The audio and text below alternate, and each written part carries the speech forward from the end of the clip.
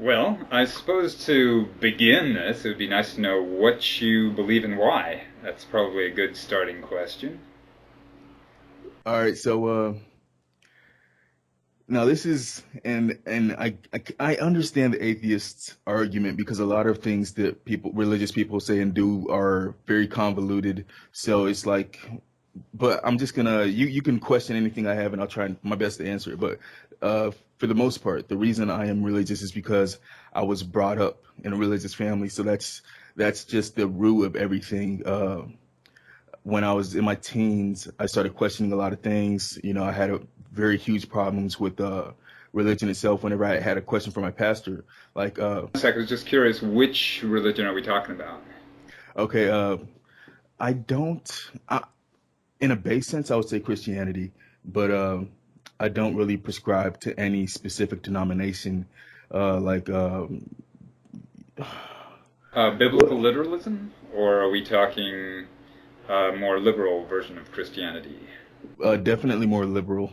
I'm not, uh, I'm not one of those 7 day creationists or anything like that. I have of liberal understanding. I've been able to consolidate both science and religion to some extent. Well, that does So change things quite a bit because usually my arguments are with fundamentalist Christians, not with more liberal Christians. In fact, I usually don't have a problem with them. But okay, let's keep going and I'll interject if I have any questions. How's that? sounds good, man. Well, let's get some back and forth here going. How about yourself? Like, what drove you to? Did you have a kind of religious upbringing that you strayed away from, or were you just raised atheist and you just stuck with that until you found proof for believing otherwise? Mine was a little bit different than most. There's a lot of people a lot of atheists who were a theist and then had a conversion away, and there were some that were just atheists their whole lives. But I had a kind of weird mix in that I grew up all over the world. I was born in Chile, grew up in India, Australia, Hong Kong, Singapore, Brazil, you name it, a whole bunch of places. And my parents really weren't. They weren't religious, but they weren't. I never figured out if my dad was, but he never expressed it to me. But they were. They encouraged me to explore other religions. Just whenever I was in a new country and I made some friends, and they said a friend would say, "Hey, you want to stay over and we'll go to church in the morning, or we'll go to temple or to synagogue or whatever it is." Then my parents encouraged me to go. So I was exposed to a lot of religions. And I didn't really have an opinion on them. I guess I sort of accepted each one initially until they all started sounding very... Every one of them, they were so certain that their religion was right. And I knew they couldn't be because there were contradictions in there. Hmm. Hinduism, for example, couldn't be much further than Christianity, for example. You've got many gods, a much longer time frame, things like that. So, and they were just as adamant, just as certain that they were right. So, I eventually got to the conclusion that nothing's real, or if there is, it's so well hidden, there's no way to know. And ultimately became what's known as an agnostic atheist, if you're familiar with the term. I prefer see this. I have a huge problem with the term atheist itself. Just I prefer the term. I think that everybody's an agnostic because the burden of atheism is very similar to that of the burden of religion, in that you have to prove. I agree if you're talking Gnostic atheism, but there's agnostic atheism just as there's Gnostic theism and agnostic theism. Uh, Gnosis refers to knowledge, and theism refers to belief. So they're not contradictory. If you believe, let's say, for example, if you believe in God, but you're not sure that God exists, you believe it, but you don't claim to know for certain that he does, then you would be an agnostic theist. I see what you mean. Whereas if you claim that God exists and you believe, I don't think you're going to find anyone who claims God exists and then doesn't believe, but someone who does believe and does claim he exists would be a Gnostic theist. So an agnostic atheist is one who says, I don't believe in God, but I don't claim to know that no God exists. I just don't have any reason to believe that he does. For the same reason I don't believe that leprechauns exist, or the Loch Ness Monster, that sort of thing. Fair enough. And that's, I mean, I've heard the argument being made before that you can't prove a negative, which is completely false. You could prove that Santa Claus doesn't exist just by going to the North Pole and whatnot. But there are certain kinds of negatives that you can't disprove, such as anything that's not detectable. You know, like when someone says, "Do you believe there are invisible pink giant unicorns flying around a Saturn?" You know, you can say, "I don't believe it," but I can't prove a negative. I can't prove it doesn't exist. You know what I mean? Now, do you believe in the historical Jesus, or are you opposed to that idea? I'm not opposed to the idea. I'm suspicious of it, mainly because there are really only two sources of direct information, and even that's not direct. You've got the epistles of Paul, and you've got the Gospels, and both of those are secondhand. Well, not secondhand, but anonymous is what I meant to say. They're anonymous. They were written decades after Christ supposedly lived. And Christ did some pretty significant things at the time, you know, like his miracles and that were witnessed by many, and the Sermon on the Mount, that sort of thing. And yet there's not a single secular direct account of him doing that. That doesn't mean that it didn't happen, just that that's highly suspicious, since normally significant historical events are witnessed by independent parties, essentially, and that includes like Caesar, and that includes Alexander the Great, and things like that. There were other people who were influenced that directly witnessed and wrote about him, whereas Jesus, there wasn't any. The closest is Josephus, and he'd heard of him, so it was still secondhand information. It wasn't direct, if you know what I mean. I mean, I understand the thinking behind it. I just always the way I've heard the epistle told to me is that it's the secondhandness of the epistles that makes it seem even more true, which is the fact that it's not, the epistles of Paul isn't necessarily all about Jesus and just preaching the gospel of Jesus. It was just basically a guy's like, I'm going to the store today, and oh yeah, Jesus was there, and then I went over here and I met this guy. It's like it's the off the cuff comments of Jesus that it's like this guy would have no reason to lie, and if he was lying, he could do a better lie than this. It's the off the cuffness that kind of proves that there may be some validity to it. Well, I wouldn't say that's proof, but I would say that's in favor of him existing. It's just that when you've got such, I guess the phrase is extraordinary claims require extraordinary evidence. Yeah. Yeah, and so I mean, when you're talking about whether he existed, I'm certainly not opposed to the idea that Jesus existed as a man, but as a divine being, that's a different matter, because that, you know, anyone can write about. For example, Spider-Man. He supposedly existed in New York City. It's only, of course, in comic books and movies and the like, but it's a real-world environment with a totally fictional character. And so, when it comes to making claims of supernatural abilities, that's when I have to go to the extraordinary claims require extraordinary evidence. Now, well, I have two questions I really want to ask. The first one is based on what you said before. Have you ever had that feeling that they say there's a diversity of a bunch of different religions, but there's a uniformity in that diversity, in that they all kind of have this inkling of a higher power that's guiding their lives? Do you?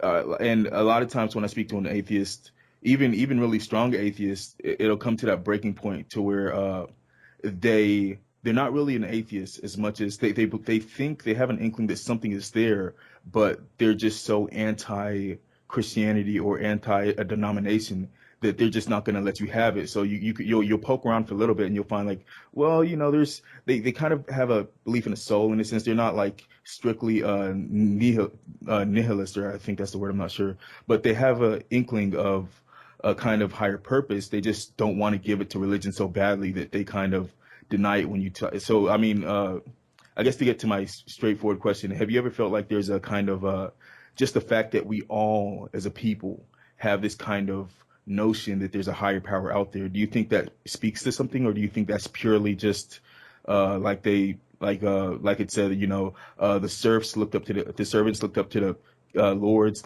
looked up to the kings had nobody to look up to, so they created God, kind of thing. Do you think there's any truth to a higher power, or do you think it's just purely an evolutionary byproduct that should be done away with? You kind of hit on it toward the end there.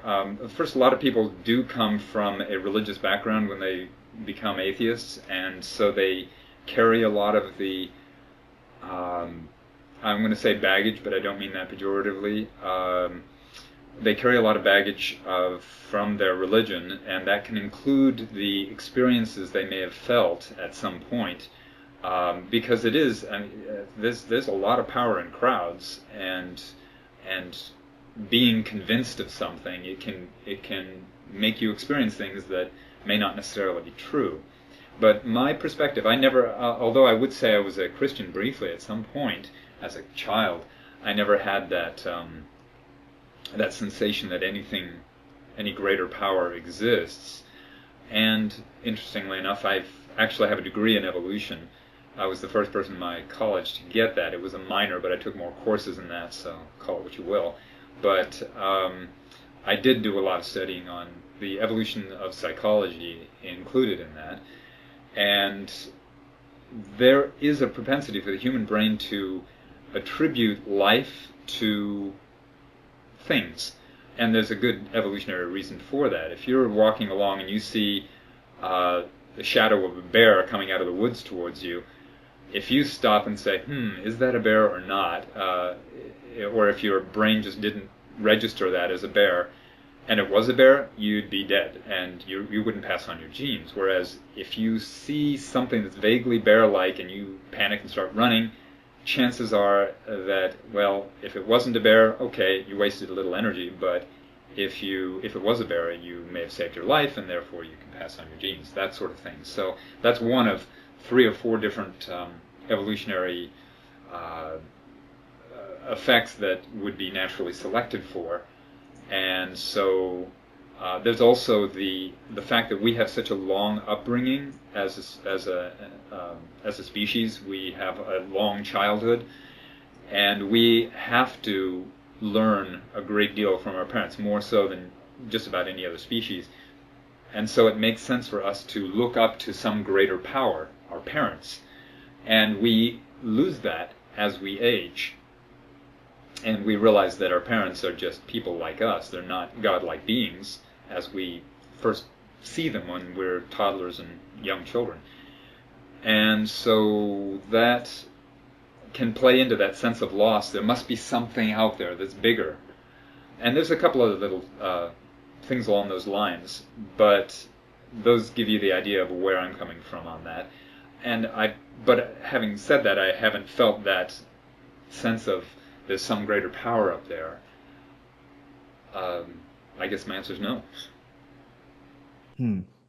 So then, with that being said, how do you make amends with the idea of morality? Because to kind of give you a spill of what I'm talking about here, I believe it was Ravi Zacharias who he imposed the idea of the moral lawgiver, and basically when you say something's right or something's wrong, you're making an objective claim as opposed to a subjective claim. You're saying this thing is wrong no matter what anybody else says, and that's a moral law. A moral law comes from a moral lawgiver who would be God, and that's exactly who you're trying to disprove and not prove. So I'm familiar with that argument, but there's a couple steps there that he runs over quickly, which I would object to. One of them is that morality is necessarily objective. I really don't know or even care whether the morality is objective or not. I base my morality on essentially what every major philosophy and religion does, and that is the golden rule. You treat people how you want to be treated, and that is essentially subjective in a way. I guess the way I would identify or define evil as that's behavior that deliberately and unnecessarily causes harm and suffering.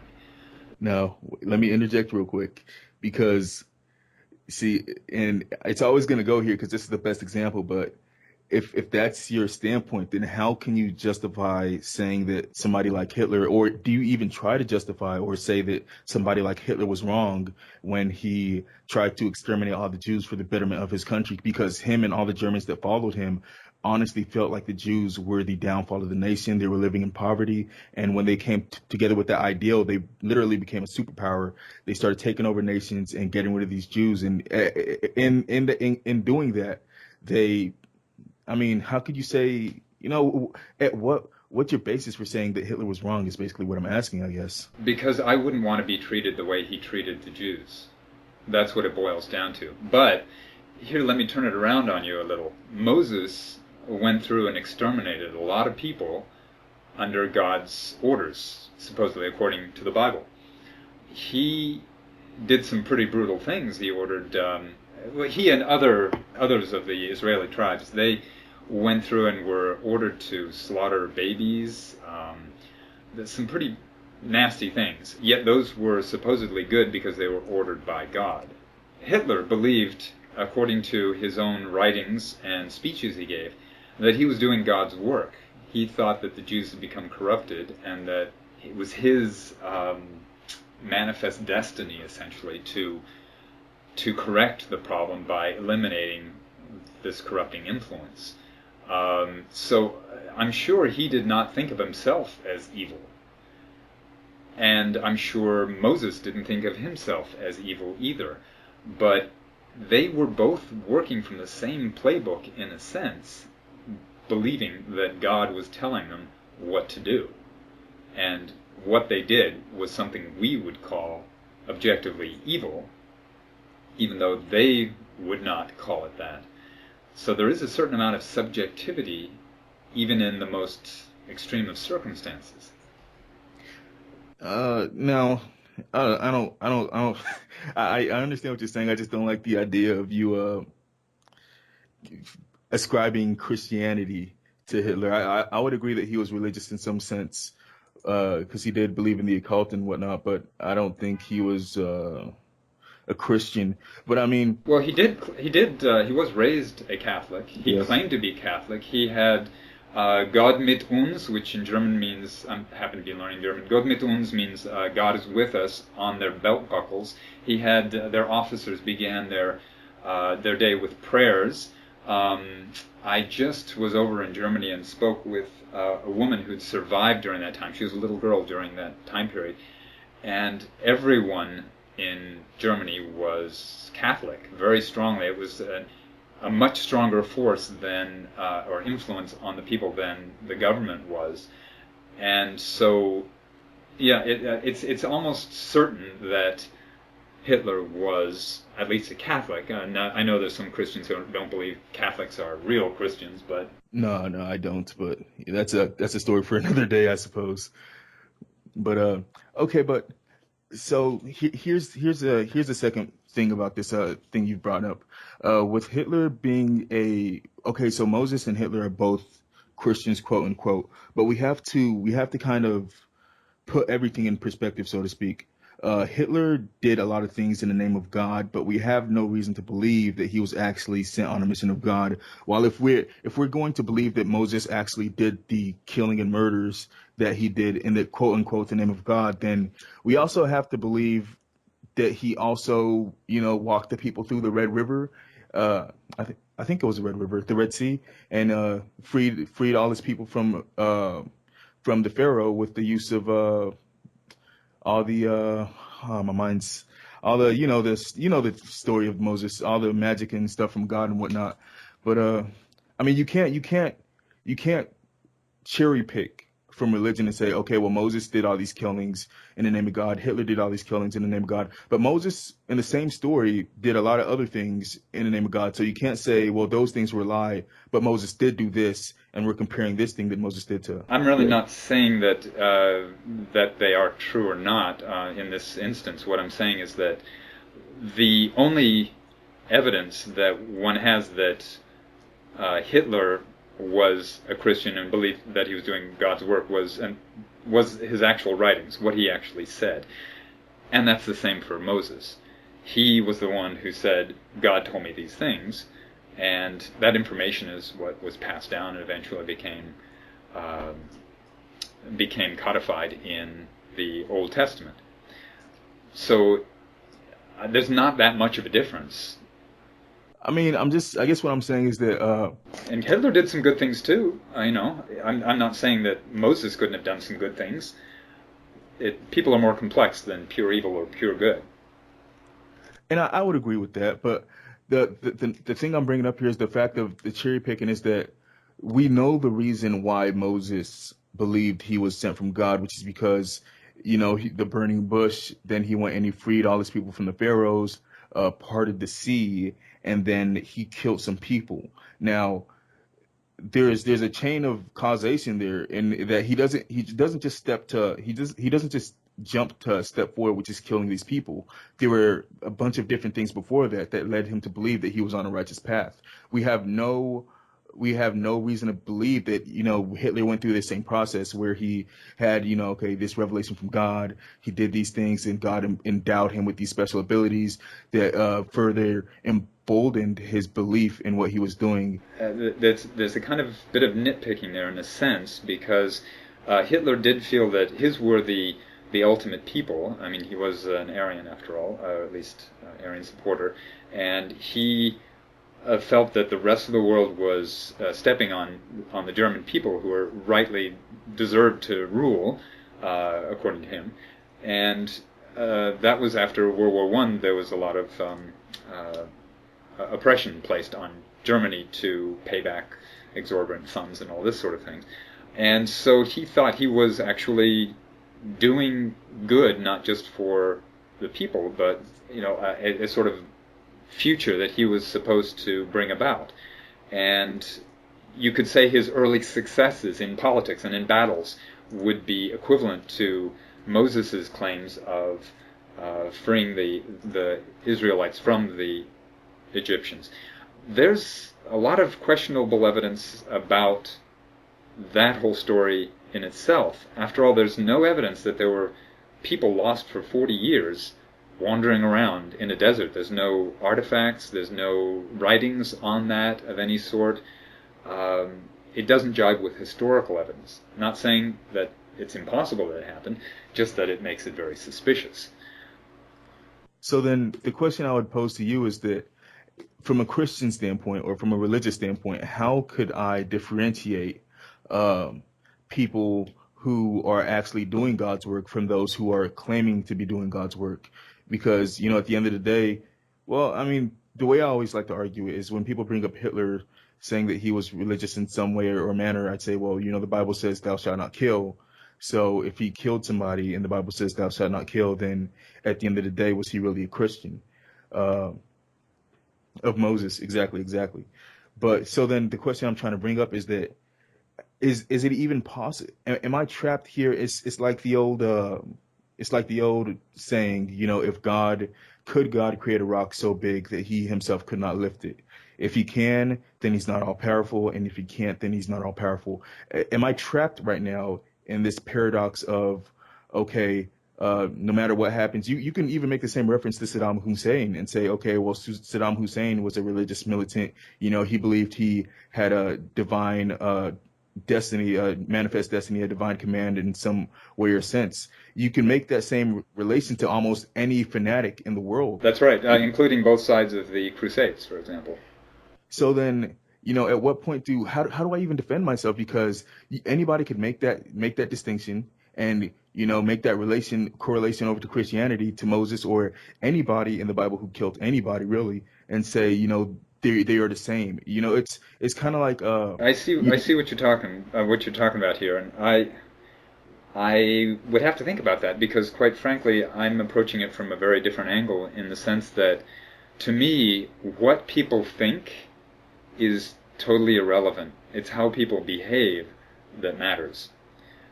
Say I'm with a woman who treats me really well and just does everything I would love her to do, but then I found out after she died, let's say many years later, that she actually hated me that whole time. It wouldn't have it didn't matter while she was alive. It's only once I found that information out that it would make a difference. And if you never found it out, then it would be irrelevant. Irrelevant, exactly. What people think doesn't really matter. It's all about behavior. If someone really loves me, on the other hand, internally, but never expresses it, then that's as meaningless as them never loving me at all. You know. Yeah, to me it's all about action. So in this case, Hitler and Moses, to me, both are reprehensible in that they did things that I would think is societally evil, Now, demonstrably evil. It does harm to people, it does harm to societies, and now that what you just said is a very, very important statement. You said societally evil. Now you have to understand that Hitler more or less, he came up in the modern era. We're modernized. We have a very different ideology. Moses, he came up in a I mean that they were enslaved. He freed slaves, dude. Like they were enslaved, lifetime, not indentured slavery, not part-time working. They were slaves. Okay, he grew up in a harder, harsher time. So you have to judge at a curve, man. it wasn't that he was eliminating slavery, he was helping one people. The God of the Bible is perfectly fine with slavery. He allowed it. Let's okay. Wait, I know I've heard the quote before, and I don't want to get into that so much just because again it's one of those things that it gets very convoluted. But and it fits into what I'm saying right now is that the Bible itself, it comes from a different era, so you really have to judge at a curve. Okay, back then, murder wasn't as they stoned people in, even back in this. I think I want to say the 1700s. Wait, even back in the 1700s, they had public executions. They would hang people out in public. It was a pastime sport. People would all walk out and watch somebody get hung, and they would clap, and then they would walk away. So murder, this kind of indignified reverence we have towards murder, to where it's an abomination and anybody who does it is wrong. It's a very newfangled idea. So you really have to judge at a curve, because the people during the time of the Bible were living in a completely different world where completely different view was given towards murder, as opposed to Hitler and more of these modern kind of villains who kind of went against the. Some additional examples to go with that. Thomas Jefferson, whom we revere, was a slave owner. There was a time, not for a lot of human history and even today, where people will torture animals for fun. They used to put cats in bags and throw them in rivers, or bear bait. They would have dogs attack a chained bear so that they could kill them just for fun. Tearing apart foxes. The whole thing was great sport. Nowadays, that is changing quite dramatically, where modern society finds that more repugnant, that harm of innocent animals. And the easier example, of course, is someone we revere as Thomas Jefferson, who also happened to be a slave owner. So yes, times change, but they tend to arc toward the more moral. So I get what you're saying there, that we have to judge by slightly different standards, but the problem is the source of those claims. We're talking about a God here who is supposedly all-powerful, all-knowing, benevolent, loving, and unchanging. That's what the Bible says, refers to him as being unchanging. So this is a God that said, okay, it's okay to murder these people here, it's okay to slaughter these babies here, it's okay to condone a rape here, it's okay to condone slavery, it's okay to allow torture in this case. And if he's unchanging, then that's the same personality that exists today, assuming God exists, right? Now, wait a minute. When you say unchanging, people tend to ascribe a lot of things to God that I don't think there's really any basis for. Because you could even look right there. Okay, he said he should kill these people, but then he also, out of the same mouth, he says, "Thou shalt not kill." So right then, you have to understand that maybe there is more context to what's going on than what we first think. Because if you think he's unchanging, and then you see him do these two contradictory things, there's one thing you could do is you could say, okay, this is obviously not true. A different thing you could do is, well, maybe there's a context behind this that I'm not understanding, and before I cast stones, let me try and understand what's going on here. Well, there are, unfortunately, the best philosophies and the best religions and the like will hold a lot of contradictory ideas so that one can ignore one and say, oh, this applies, and they can ignore the other and say this applies, depending on the circumstance. So it kind of stays flexible and all-encompassing. A good example is, let's say,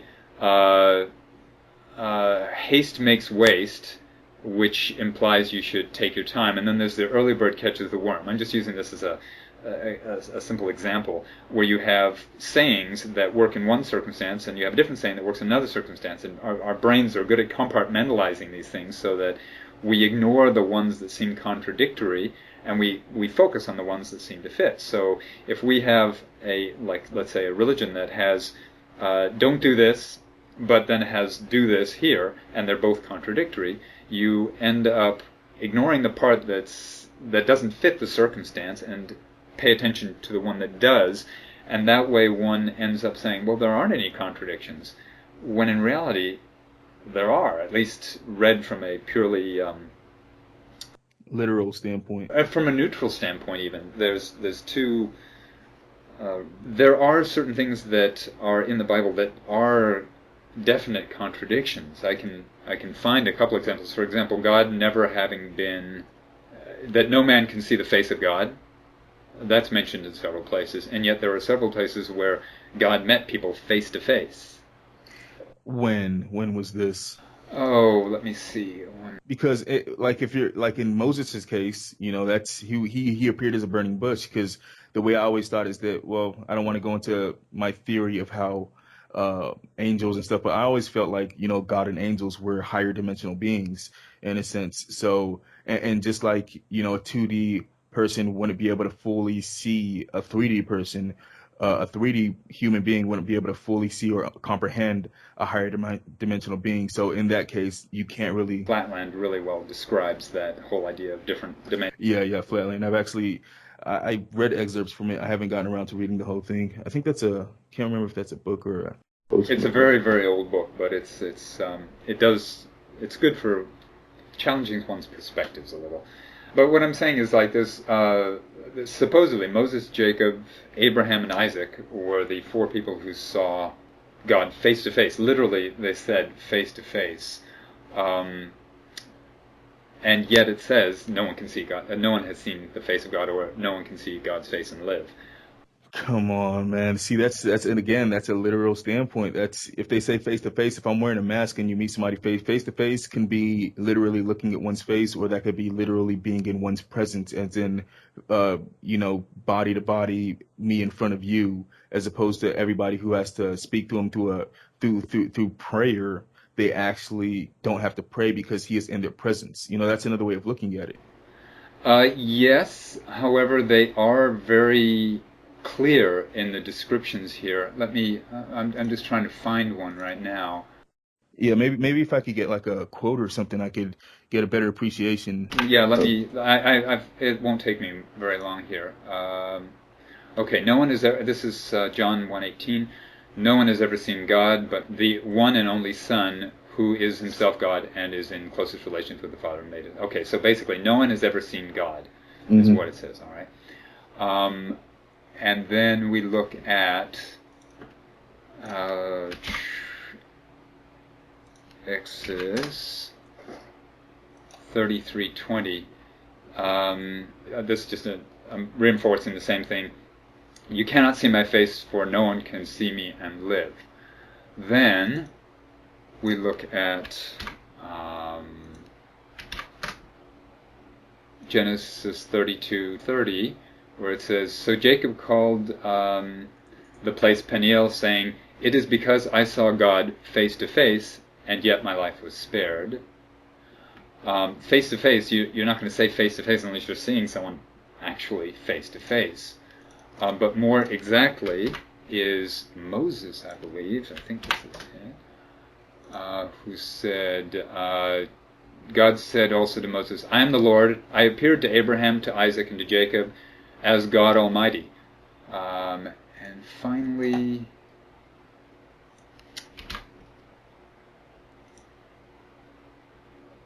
the Lord would speak to Moses face to face as one speaks to a friend. See, again, I mean, and just to go back to what I was saying before, it kind of gets convoluted because, if I was to, if you were to ask me, how did I get to work today? If somebody was to ask you how did Neil get to work today, you can say he drove, you could say he flew, you could say he walked, you could say he ran. Now, all of those, only one of those are true, but all of those could be possible. So when it comes down to questioning, any religion per se, I'm not going to try and make Christianity out to be special.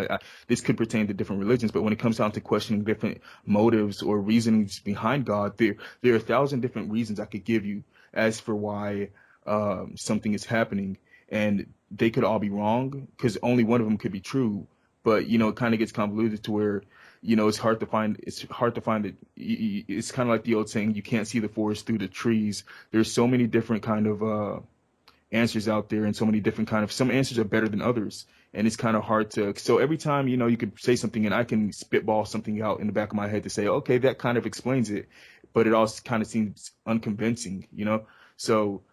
But Yeah, I understand. There's just one more thing I wanted to add here, and that was Numbers 12, 6 through 8. It said, let's see, with him, talking about Moses, with him I speak face to face clearly and not in riddles. So as I'm saying, each one of those, there is a face to face, and then there is a no one has seen the face of God type thing. Okay, now there are ways to interpret that as being, okay, maybe could have been worded a little differently or the like, but we're talking a book that's supposedly written by a perfect being. And that's where I have a problem. Now, you belong to a more liberal form of Christianity, so you don't need to look at this literally. You can look at this from different perspectives. I don't know if this is how you are, but you can look at this by saying, well, this was written by humans who were inspired by God, but don't necessarily. It was still their writing, and they could have made mistakes. Yeah, I've actually had that. Yeah, I'm sorry for interjecting, but I've actually, just to let you know, you're completely on the head with that one. I've actually had that state of mind for a very long time. I actually still do in some sense. Yeah, see, so you can get around that. And also you can look at the fact that it's been translated multiple times, and Exactly. the original language is lost, the original version's lost. So, and that's a perfectly reasonable approach to it, saying, okay, I don't believe that this is literal. In fact, there could be some glaring mistakes that are put in there. Then that's why I don't really have much of an argument against more liberal versions of Christianity. But there is a sector, the fundamentalist aspect, who believe that the Bible is literally true, and that everything in that is God's word as He wanted them said. And that's where you run into problems, because you end up with these, why would God say this and then say that when they sound obviously contradictory? And even though you can massage them to perhaps mean something different, like maybe face to face but still wearing a mask or something like that, that doesn't jibe with an all-powerful God, does it? It just doesn't make sense if that is His actual wording. Why would a perfect being make such an easily misinterpreted work? I mean, a blatant example of the whole idea of, and this is one of the reasons I've actually been trying to, I was learning French, and then I want to drop that and get into Hebrew, because the original English Bible is translated from the Hebrew text. And, there's so many glaring mistakes. Like in the English Bible, God calls Himself I am that I am, which isn't what He actually says. What He actually says is more closer to I shall become what I shall become. So, I mean, there's a lot of, I just feel like, and again, what you were saying, and that's why I'm so sympathetic to the atheists kind of mind frame, is that it's so hard to attack something that's always changing. You make an argument and then it suddenly disappears in a cloud of smoke because, okay, maybe that was translated wrong, or he didn't mean that, or this or that, which is why I personally feel it's very hard to be a pure atheist. You have to be agnostic in some sense, and even then, religion is a very hard thing to tackle. Quite frankly, I don't know very many. I've known one or two, and that's not very many out of literally many dozens of atheists who ascribe to the Gnostic atheism approach. Richard Dawkins, man. Richard Dawkins, the slave gene theory. He may be. I'm not really sure about his approach on that, but most will say, I don't believe that God exists, but I can't prove it, and I therefore can't claim that God cannot exist. And one thing that makes it a little bit difficult is that it is possible to prove beyond all reasonable doubt that the literal God of the Bible, is not true. That is possible to do, but the literal God of the Bible, not literal, liberal, is not provably false. And that's why, again, I don't really have that much of an argument with the more liberal Christians. The reason I can say that we can prove the literal God of the Bible false is that there are certain behaviors that are contradictory. You can't be loving, at least not in any sense that makes and has any meaning to us, and torture someone for all eternity. You can't have a worldwide flood and not have evidence of a single worldwide flood, when in reality we have so many different layerings of effects that don't jive with that. So actually, I think signs of a flood was found. I believe it wasn't worldwide, but it did encompass a very large area of northeastern Japan.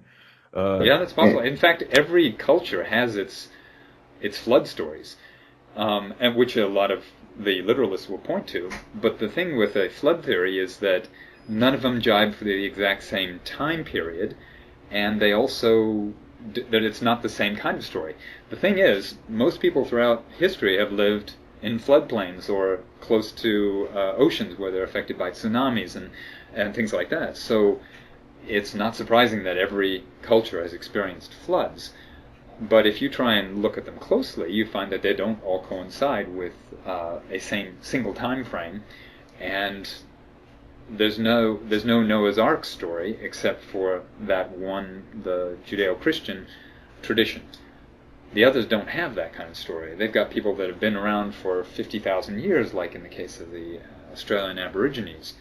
They don't have any story that the world was destroyed by a flood, and they are one of the oldest cultures on Earth. The Chinese have 5,000 years of recorded history with no mention of a flood that interrupted everything.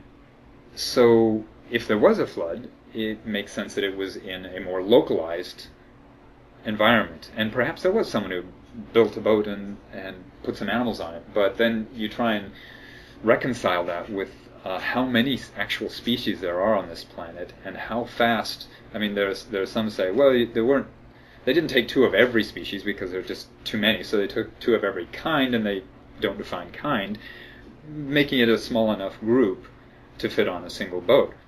But to do that, you have to have a hugely exponential reproductive rate and evolution rate, which is kind of ironic since evolution is something they reject, and yet it has to occur at a very high rate of speed for the distribution of kinds to become a wide distribution of kinds. Like, what am I saying?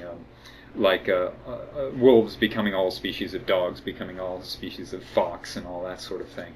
You would have to have some pretty amazingly fast evolution occurring, as well as just simple distribution of certain species of snail getting to the opposite side of the globe. The Galapagos Islands has tortoises on them that are on the opposite side of the world, and how could two surviving species get from there, from where Noah's Ark landed, supposedly, to where they currently reside, and survive that trip, and find each other, and reproduce?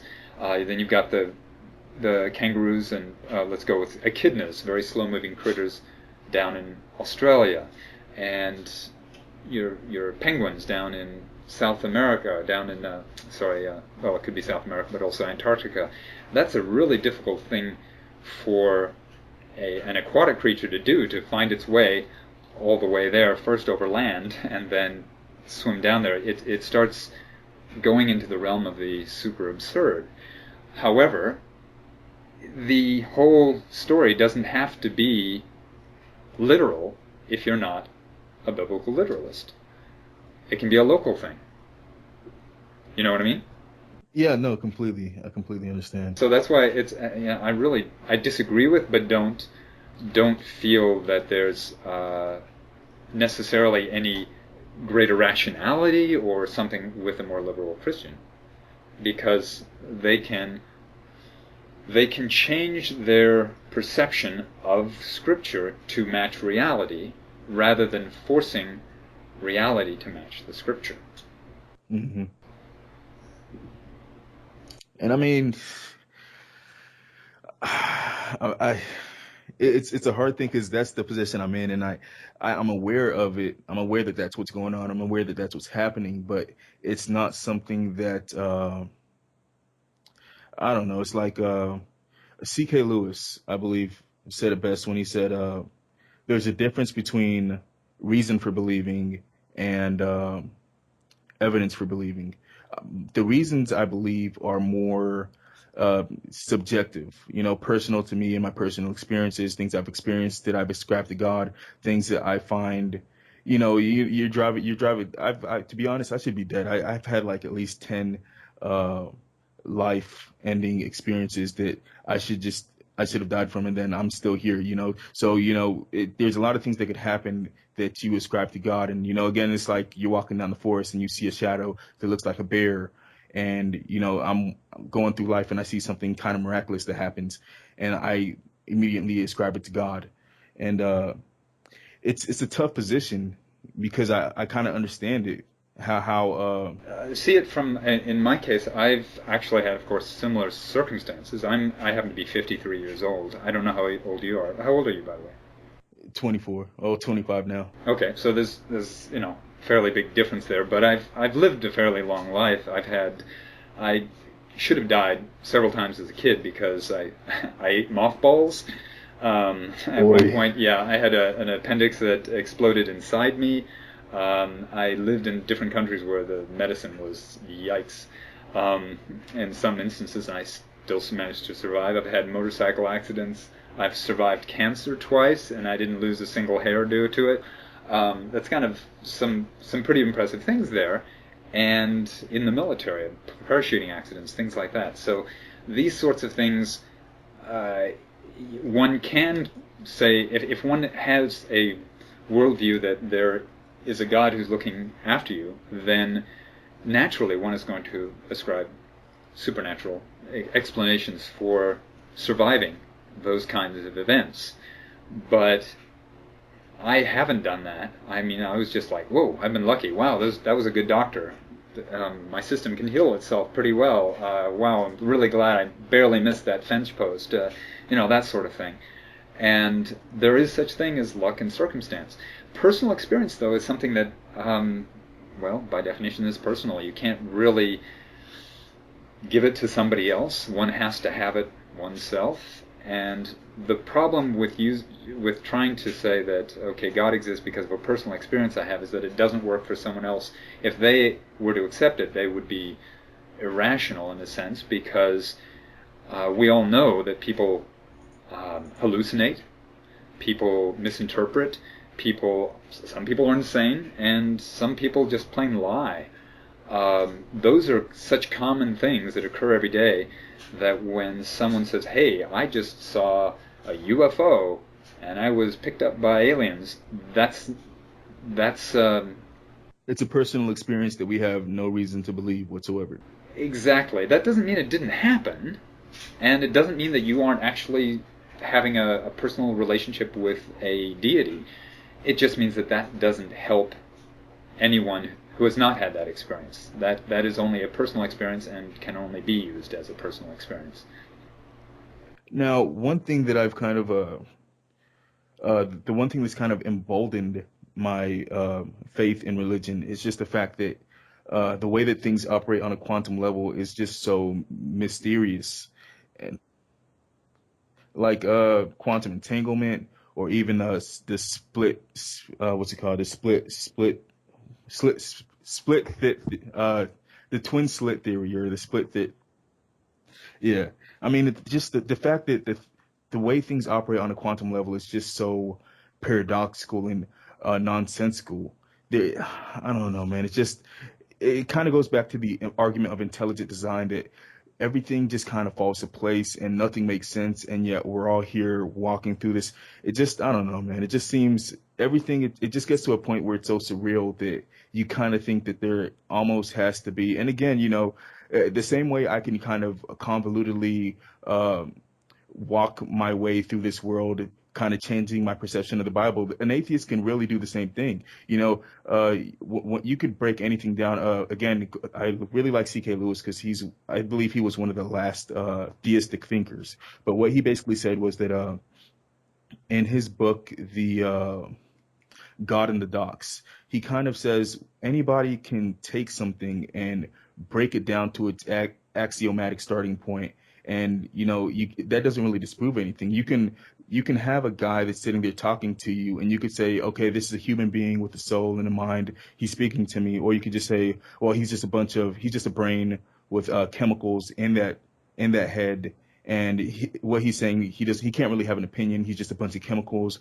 operating a certain way. But once you start kind of marginalizing everything by explaining it away, you kind of, it's a cannibalistic ideal, because at the same time you're a brain with chemicals that's operating the same way. Somebody looking down at you, anybody can be broken down to their base parts and picked apart like that. I wouldn't dismiss someone just because they have, if they're just operating on a purely deterministic manner. That to me, that's pretty much how I see the universe, and it doesn't make me feel any less, or any being less important, less valid, less anything. In fact, the end result is the same.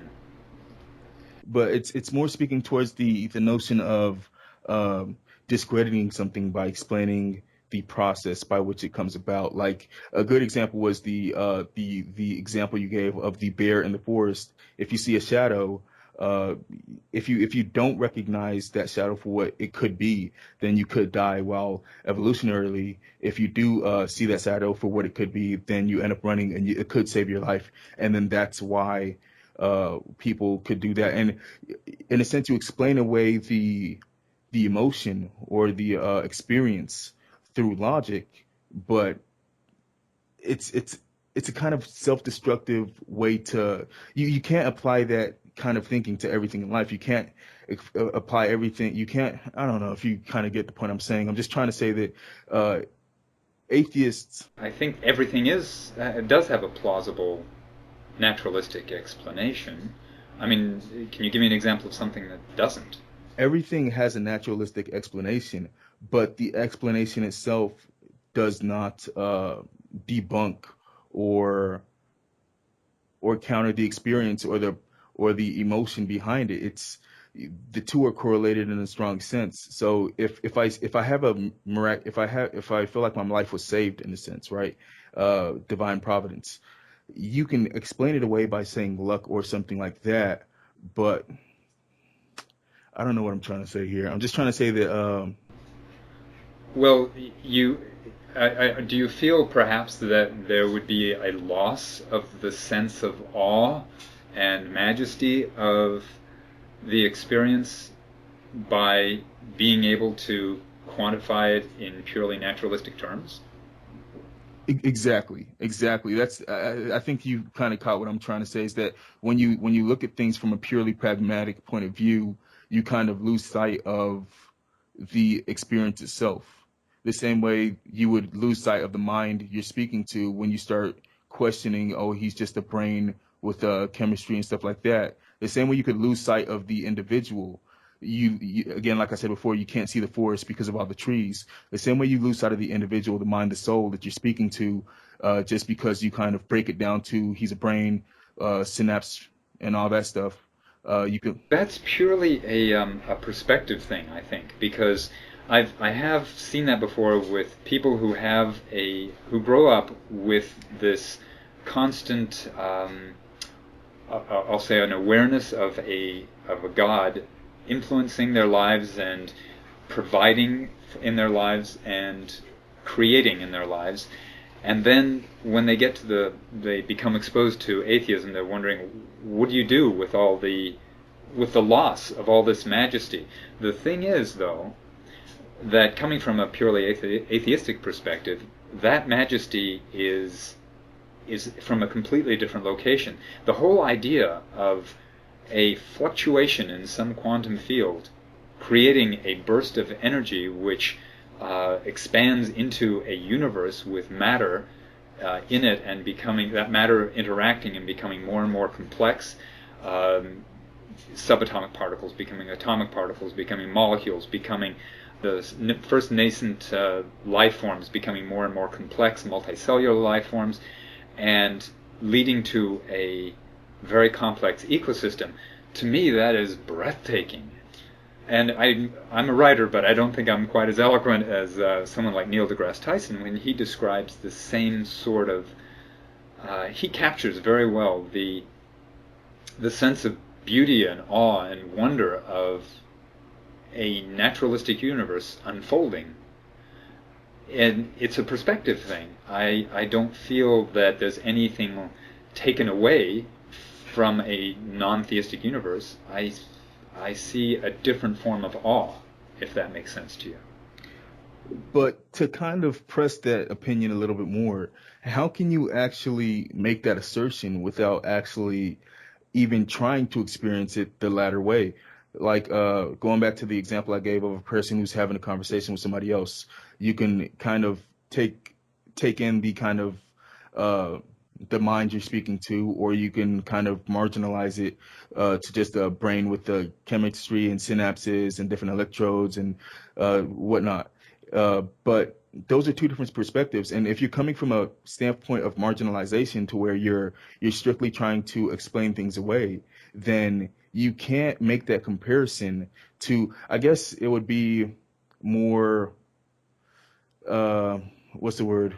You would have more credence if you came from a strong theistic background and then you gave it up to go through atheism. Then I could kind of say, okay, you have a standpoint to make that comparison. But as you said before, you didn't really come from that kind of believing in a higher power, so you can't even make that comparison saying it's the awe is similar to that when you haven't really experienced that what you're saying it's similar to. That's true. I can't speak from a certain perspective that you can. However, there are those who can. In fact, probably one of the best people would be someone whose also name is Neil. He has a blog called Godless in Dixie, and he's a very much a non-confrontational person who grew up. He was 20 years a Christian and very seriously into it, considering going into seminary and things like that. So he's the full package, and he gradually lost his faith. It was a slow process, but he would be the one to be able to answer some of those questions that I would not be qualified to answer. Now, what does he ascribe his loss of faith to? It's a number of things, but it's kind of like what happens to a lot of scholars. There's, I don't know if you've even heard of the Clergy Project. It's a project of several hundred clergy from around the U.S. who have lost their faith, but they have no other vocation, so they have to remain in hiding. I mean, if their congregants found out that they don't believe in God anymore, that would cause a real problem. You can imagine what sort of a turmoil that gives when someone is preaching stuff they don't really believe and helping people in ways using faith that they don't even believe. So there's this whole site called the Clergy Project, where people can talk about those kinds of issues. And one of the things that comes out rather strikingly is those who study the Bible, what you're planning to do actually, going in and studying the Hebrew and going in depth as a scholar rather than a light reader, often have trouble with the theology, not necessarily all of it, but the literal forms definitely. And he started seeing some inconsistencies there that didn't make sense, that other people, that other scholars that he would ask couldn't answer, and so he eventually started losing his faith. Now, this is a blog that I've been reading, and I can't claim to know exactly what he's gone through and all that, because it's been a while since I read his account of losing his faith, but I believe that's the general gist of what happened there. He just started finding too many contradictions and inconsistencies that were bothering him, and he eventually found he lost his faith. And belief really is not a choice. It's something that happens to you. You either believe or you don't believe based on your own standards of evidence. I have a fairly strong scientific background, so I've got some pretty high standards of evidence, and some people, they consider the word from their clergy or from their parents even as being a sufficient standard of belief, and they'll believe what their parents say, whereas others like myself will question pretty much everything, and I even try to question myself as often as I can, because Don't get me wrong. I question as much as that's really how I've become so liberal a Christian, is because I've questioned. That's even what I was even going into at the very start, is that when I was a teenager, I had actually I actually stopped being a Christian for a good few years, just because I had so many questions, and every time I went to my pastor, it was always pray about it. It always felt like I was given the runaround. So it made me lose that's faith. exactly what he was talking about, the other Neil on Godless and Dixie, yeah. That's the same sort of thing, given the runaround, not told to not question it, just to accept Exactly. it. Yeah. But see, the difference between me and the other Neil is that I, as opposed to saying this isn't true because I can't get any questions out of these people, I I kept on looking. It took me 3 years, and then I came across a few answers, and then I actually stumbled onto it. I was just kind of like, I'm kind of done with it. I didn't I my parents would always go to church on Sunday. I was like, no, thank you. I'd always find a reason not to go for a good few years, and it kind of goes back to that one question I told you before, which was the God paradox, which was that if God could create and it was a simple thing, but I was a kid. It's a simple question, but I was a kid, and I was like, really, what's going? My mind is being blown right now. And I went to my pastor, and he's like, I don't pray about it, and I started losing faith. And once you get into that mentality of, is this really true, you start to find more and more questions. They give you more and more questions, and then it kind of compounds itself. But I saw my way through that, and I'm not trying to downgrade the other Neil for any way whatsoever. It's his life, it's his choice, it's his prerogative. But I come from a very, very strong questioning background. I question almost everything, man. There was a point I was trying to make, but I lost myself in my train of thought. I'll let you get in, man, because what were you saying? Um, I think I lost that train of thought too.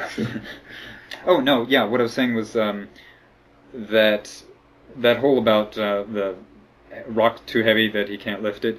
That's actually easily explained by theists. Really, I've seen explanations for it just by saying God can do anything that's logically possible. Yeah, I've come across that answer. Another one was that I think it was Immanuel Kant who said he said three, and the guy said, "What do you mean three?" He said, "Well, illogical questions deserve illogical answers. It's a paradox. It's a question formed to have no answer, so of course it's not going to have an answer. But it's a self-containing question. It's a self-containing question, so it's I don't know, but There's another solution, and that's simply that God, being all-powerful and all-knowing, is hyperbole. He could be extremely knowledgeable, extremely powerful, but not all-knowing and all-powerful. And you'd still call him that because it's close enough.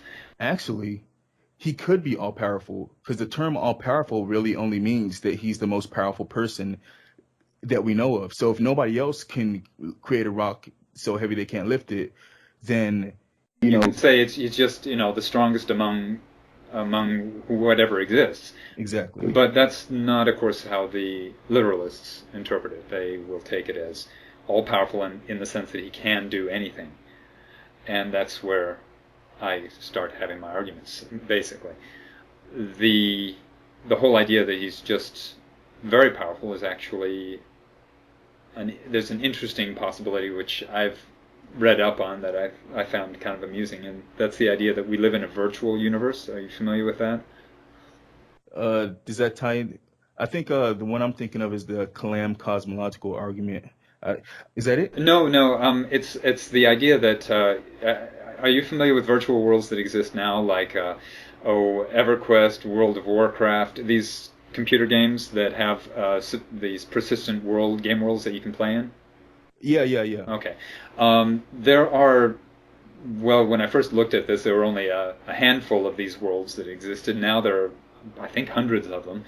And they are getting more and more realistic. I've seen them from the beginning of the computer days, essentially in the early 80s and 70s, where computer games were really blocky and you could barely make out figures, to the point now where sometimes I'll look at a screen twice and say, is that a real photograph or is this... Every time I play a game and my parents walk in, like I have this fixation with this basketball game, and every time I'm playing it, my dad's like, "Who's playing?" And I'm like, "Dad, it's the game." And he's like, "No, that's not a game." That's the perfect example. The self-contained ones that don't have a huge environment, like a basketball game, they can put a lot of effort into making it so realistic. Same with soccer, same with football, right? And but they have made some pretty surprisingly realistic, expansive, large world games. Now, the idea is that just take this a few more years in the future. It won't be long before we have worlds that are probably indistinguishable from virtual worlds that are indistinguishable from the real world. And if they develop something called phased array optics, it'll be like virtual reality, but you're focusing on different distances and the like. Anyway, the point is, we should have worlds that are indistinguishable from the real world within another decade or so. Mm-hmm. Now, imagine being connected to that world, in that world, and we are also hot on the trail of creating artificial intelligences. So the possibility within a decade or two, we may have the possibility of having people existing in these virtual worlds who don't know they exist in these virtual worlds. If you expand that out to, okay, we've already got hundreds of virtual worlds, by then we should have thousands of them, the odds that we actually live in the real world may be smaller than the possibility that we exist in virtual worlds. And that's I could believe that, because when you get into stuff like quantum physics and how goofy things appear to act, then it makes you lose sense of what reality really is. So it makes things like that seem even more plausible. But I mean, for me, the buck has to stop somewhere. Okay, we were created by an alien race, but then who created the alien race? And then... But still, actually, I've got a video. One of my videos actually describes all of this, if that interests you at all. Oh, yeah, sure. It's called Science and Technology versus Religion, I think it's called, on my site. It's one of my longest videos. But the part that's interesting is that an all-powerful being, in that case, could be someone who's no more powerful than your average game designer. They can enter a world, they can give themselves extra powers and things like that, and be all-powerful beings. They can be God, essentially. But then who created that guy, man? The buck has to stop somewhere. It's like atheists... The thing is, though, the virtual worlds that we create rarely mimic the real world, which means that any god that we would make if we live in a virtual world would not necessarily have anything to do with the world where our game designer existed. So we'd have to try and extrapolate to what that person's god was like, and that's a really tall order to do. And would that god have any interest in us? As virtual beings, would that be of any import? If you're this is as liberal as it gets, okay, but this is like a really liberal form of theism, but I believe this might be the Clam. I'm pretty sure this is the Clam cosmological argument. But basically, it goes by saying, as it stands right now, the most powerful being in our universe is God. No matter who that being is, whether or not we are aware of him or not, that most powerful being is God. Simple as that. Okay. So we could be praying to the wrong God. We may have his name wrong, but in our mind, we can kind of perceive it. And I'm not sure if you're familiar with Socrates and his unmoved mover uh, uh, theory, but basically, we can kind of perceive him in that we're always moving towards him. But just to put it bluntly, that most powerful being is God. And so when you kind of pass the buck on to, well, we were really all in a virtual reality, and there's people out there, we're really just a game, and there's people out there who created us. Well, then who created them? The most powerful being in that, we're a subset universe, and the most powerful being in that universe is thus God. So you could pass the buck out to, we weren't created by God, we were created by this alien race or this game maker. Okay, but whoever is God in that universe is also our God. Through But how would we even know what that God would be like? And we may not, but just that God. And again, this is, as you can see, like I was saying before, it becomes convoluted just because I'm kind of liberal when it comes to this theistic thing. So I can kind of branch out wherever I need to go to kind of make my point made. But we may not, because again, when you look at the Bible, you have the people who take it literally. You have the people who say this is more parables and kind of figurative. Then again, you could take it a step further and say, well, this is a mistranslation. Like, the Hebrew Bible says, I shall become what I shall become. The English Bible says, I am that I am. That's clearly not the same phrase. So right at the very beginning of Genesis, it talks about a plurality of gods, that there's not one. It uses Elohim rather than El, I believe. So that's talking about the implication is that there's multiple gods, not just one, that sort of thing too. So I mean, there's different ways you could take, and again, it becomes convoluted to a point. But I mean, just to give you a kind of understanding of when I really became entrenched in religion, the moment I said, okay, something's going on here. And you could believe it if you want to. I haven't lied to you once this whole time, so I have no reason to lie now. But my first year in college, I had a neighbor, and this was back when I was still kind of questioning things, but I had found my newfound resolve in Christianity, and I was kind of trying to do the right thing. I had a neighbor who didn't have a car, and he didn't have a job. So I got him a job down at Golden Chicken, and I would drop him off with my car. Then after a few months, we built a rapport, and I just gave him my car keys, and I was like, you could, go down to work, and if you need to pick something up from the store, you go ahead and use it because I'm not using my car right now. Come a year later, I was going back to my parents' house for the summer, because I always go back to my parents' house for the summer. And when I came back in August, he had actually moved with my car. I tried to get in touch with him, couldn't get in touch with him. He said, "Oh, I thought I said I could keep it." He really stabbed me in the back.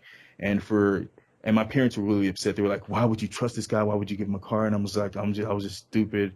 And they hadn't even paid off the car yet. They were still paying off the car notes. So that just put us in a huge bind. So I just kind of got over it. And then I think it was a year and a half later, I'm just sitting in my room and I'm thinking, I'm reflecting over everything that's happened. And I'm like, I can't believe, I was just having one of those bad days, and you start to reflect over everything. And then that car thing just kept popping up in my mind. And I was like, I can't believe not only I did so much to help this guy and give him I brought it, because he was close to being homeless when I met him, and he was about to get kicked out, and he got a job. I set him up really nicely. I was giving him cash too. He was a kind of a part-time chef. So, I would give him cash and he would cook me something, and it wasn't the best thing, but I felt, I was getting something to eat and he was getting cash. So I was helping him out. And then, so I was reflecting over this, and I just sat down and I just, I don't cry often, but I was just really, really down. And I was kind of, tears came down and I was kind of praying. I just sat down, I just started praying, and I was like, and it's not one of those, whoa, whoa, whoa, kind of singing prayers. I was just having a conversation with God, and I was like, this is kind of, I do my best to try and help people out. And I just can't believe this car thing. How could you let that happen? And I was just like, you got to make it right. And then I kind of went to sleep after that. And I swear to you, the next day, I got a call from a sheriff in Abilene, and he was like, hey, We found a car. It was registered. We pulled a guy over who was in this car. It was registered as stolen because I had registered it as stolen when he took it. And he was like, you could come down and pick it up. We can't drive it down to you, but you could come down and pick it up. And that when that happened, that was the moment I was like, it was, you could chalk it up to luck and coincidence, but Well, you did report it as stolen, so. but it's the fact that a year and a half later, okay, a year and a half later, the not even, it wasn't even 24 hours. It was like 12 hours after I made that prayer. I went to sleep, woke up the next day, got breakfast, and then I get that phone call. Of course, you could say it's luck. You could say it's coincidence. That's a strange, remarkable coincidence. But from my perspective, it seems like divine providence, man. Well, we are built to find patterns and ascribe meaning to coincidence. I'm not saying you're lying by any means, and I'm sure you did have this experience, but were I in the exact same position, I would say, wow, that's a cool coincidence. And such things happen to atheists just as often as they happen to theists.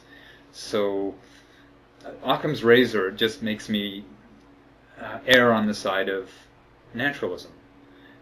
Fair enough. Yeah, I'm not saying that the supernatural doesn't exist. As I said, I'm agnostic on that issue. But until I can find evidence that actually, and what you mentioned there, with all due respect, doesn't count as evidence to me. Oh no! Again, it's a personal, subjective thing. I just wanted you to hear it because that's the kind of thing I'm coming from. So when I experience something like that, you can kind of understand how I may overlook I may try and talk away or marginalize the contradictions just because I'm coming from a point where I have found some sort of basis, something real here. So, okay, that may not be true, but I know what I experienced is true, and I kind of have this inkling of a higher power. Okay, now how do I work my mindset to kind of resonate with that? So, I understand it wouldn't mean anything to you, but I just wanted you to understand that where my mindset's coming from. And a lot of different theists may have that same mindset where they have something in their life that they honestly believe is some sort of divine command or some sort of divine, pat on the back or something. I think that is likely the case because everyone experiences those things, and if you've got a religious worldview, you're going to ascribe it to a supernatural force, a deity of some sort. Whereas if you don't, you're going to ascribe it to sheer chance or circumstance, basically. But let's. I've got another 10 minutes or so here, but I was wondering if you want to get back to the morality thing, if that was sufficiently answered for you, or if you had any other questions along those lines that I hadn't sufficiently answered at this point. As far as the morality thing goes, it's always going to be I believe your answer was that, almost like do unto others what you would like done unto yourself. Essentially, yeah, treat others the way you'd like to be treated. Mm-hmm. So then what are your ideas on, nihilism? Does the good of the many outweigh the needs of the few? Well, I don't think that's nihilism, but to answer the latter part of that, there are some things that definitely benefit societies. You're talking about altruism, I think, is which is... Yeah, altruism, I'm sorry. Okay. Altruism actually has a pretty good explanation. We naturally have, within our families, it's beneficial to help members of your family because it can increase your chances of successfully reproducing. If a brother helps his sister survive in some way, then 50% of his genes, 50% of his genes are carried through her if she successfully reproduces. Let's say he sacrifices his own life to save her family. There is a genetic, let's say an evolutionary basis for altruism. There's species of bats, for example, that vampire bats, to be specific, that will give each other food, blood, once they've fed, if there are others that have not fed, because I know. I'm familiar with because it gives them a chance to survive, and they'll be able to do the same thing in the future. there are good reasons that are a little more subtle for why altruism exists. But it's even more pronounced in social species. We find that even, I like to use the example, piranha know not to attack each other because that would reduce their chances of survival. Great, you get a quick free meal here of eating your neighbor, but you reduce the overall effectiveness of the society. And the more social a species, the more you're going to need, you're going to get advantages to social cohesion and to cooperation. Now, what of that's there was a little bit of cherry picking going on there because you also have other species that would actually eat their young and stuff like that. But they're not typically social species, or if they are, they like lions, for example, eat the cubs.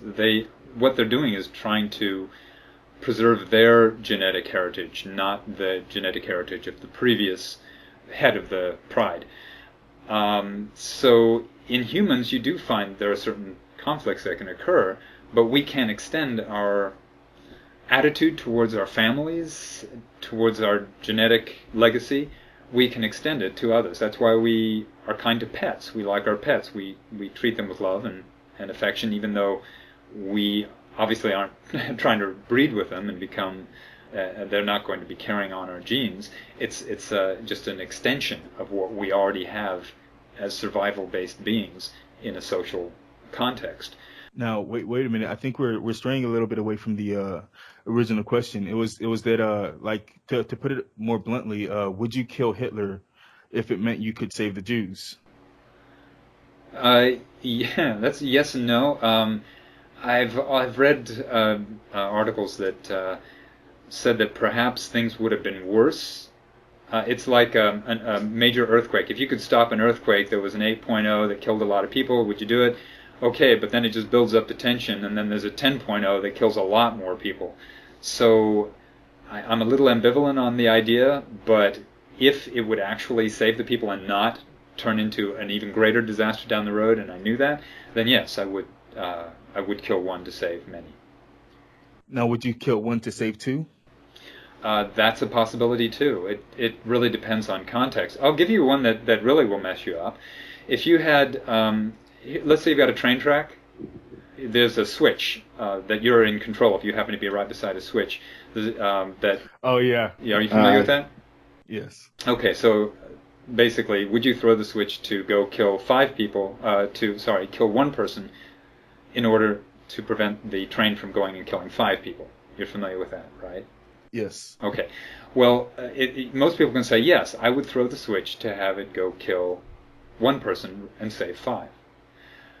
But what if we look at it a slightly different way? What if somebody walked into a hospital who happened to have all the right blood types and organs for 5 people who are dying, and they will die tonight if we don't give them a new liver, a new heart, a new set of kidneys, etc. And a person who just is a stranger walks into the hospital, is it moral to grab that person, cut him up, and put his organs in somebody else, essentially killing 1 person to save 5? Now we, as moral beings, find that morally repugnant, but the situation is exactly the same. So that's one of the weird conundrums of morality.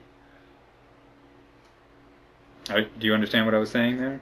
Yeah, no, I completely understand. You probably agree with me that the second example is awful, while the first one isn't, but really, substantially, they're not different. It's a strange world we live in, man.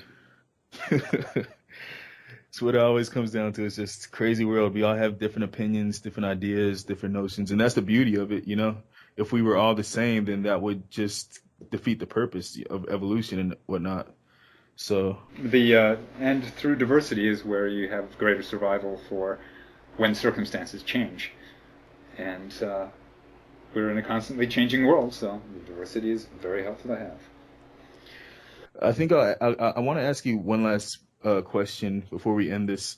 Do you have any, I always try and figure this out from atheists. Do you have any kind of beliefs that you feel to be kind of unconventional? Are you the stereotypical true and blue atheist, or do you like believe in ghosts? Do you believe in the supernatural in any kind of sense whatsoever, or do you just are you a naturalist? I think that's a better way to put it. Are you a naturalist, or do you believe in some kind of supernatural in any vague sense of the word? If by naturalist you mean absolutely everything has to have a naturalistic explanation, no, I am, again, an agnostic atheist, meaning I don't believe those things. I don't believe in ghosts. I don't believe in Loch Ness Monster, Bigfoot, whatever. But I'm not opposed to those being possible. You're just waiting for proof that they are. Yeah. It's almost like you plead the fifth until you have more evidence. That's a good way of putting it, yes. Fair enough, man. This was a great conversation. I think so, too. If you want to talk about anything else, I don't know if it's my main area of argumentative expertise, you might say, is in the biblical literalism. So I don't think that there's much that we actually disagree on substantially in that regard.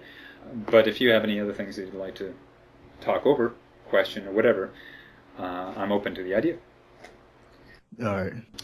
All right. Well, have a good one and enjoy the rest of the day. You too, man. It was a great conversation. I actually really enjoy conversations like these just because, I always kind of believe that a lot of people have problems with debates and arguments. They find it to be too critical, but I always believe that it's always great when two different thinking people get together because there's really no loss as long as you're open-minded. There's always something new you could learn, new ideas you could kind of interpret. So, this was... Also, one of the negative things is that it's easy to lose train of thought and context. I mean, that happens, but on the other hand, there's generally an easier way of avoiding misunderstandings and avoiding rancor, because in the written form, one can consolidate one's arguments and keep on point, but it's also a lot easier to be more vicious. Mm-hmm. And the one thing I find with the written form is that, if I write you a sentence, you'll write me back a paragraph. Then I have to write you back 2 paragraphs. And then you write me back 3 paragraphs. And after a little bit of time, it just gets out of hand, man. I just can't. I can't do it. There was a time there where I was going on with arguments that were literally 10 pages long, back and forth. And yeah, that was a bit way too much, and I was able to do that when I only had a couple thousand subscribers, but now I'm at over 7,000, and it's just, no, I can't do it. Exactly. Yeah. Okay, well, I do have to get going, so thanks for the conversation. I appreciate it, and perhaps we'll talk down the road. Sounds good, man. All right. Talk to you later. Bye-bye.